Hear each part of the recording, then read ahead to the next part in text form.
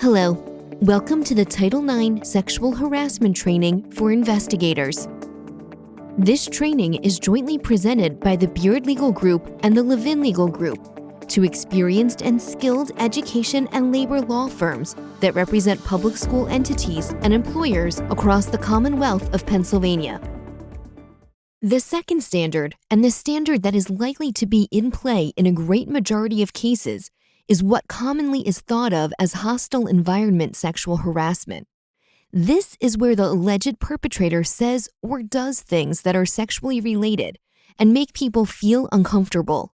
That kind of conduct does not rise to the level of sexual harassment, however, unless all of the conditions in the regulatory definition are met. First, the conduct must be unwelcome. If a teacher tells a sex joke to other teachers in the faculty lounge and all of the teachers find it funny and not unwelcome, then the conduct does not constitute sexual harassment.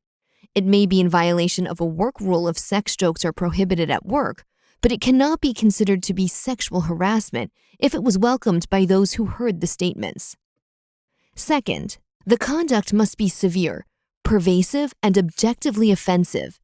All three of these conditions must be present. A single sex joke will not meet this standard, even if it is objectively offensive.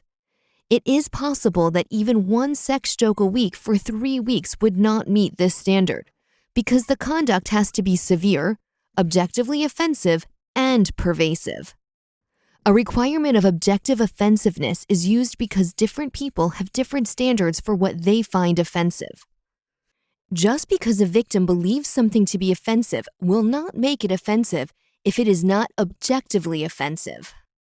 Finally, the conduct must be so severe, pervasive, and objectively offensive that it effectively denies a person equal access to the school's educational programs or activities.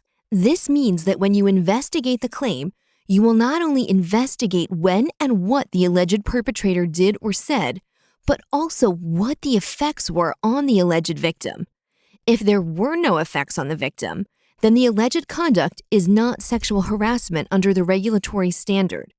This is different than the first standard, quid pro quo sexual harassment, because with quid pro quo sexual harassment, the behavior does not need to have any effect on the victim.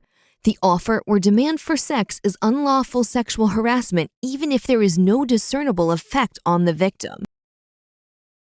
The last 4 standards for what constitutes unlawful sexual harassment are specific phrases with legal definitions under federal law. The specific phrases are sexual assault, dating violence, domestic violence, and stalking.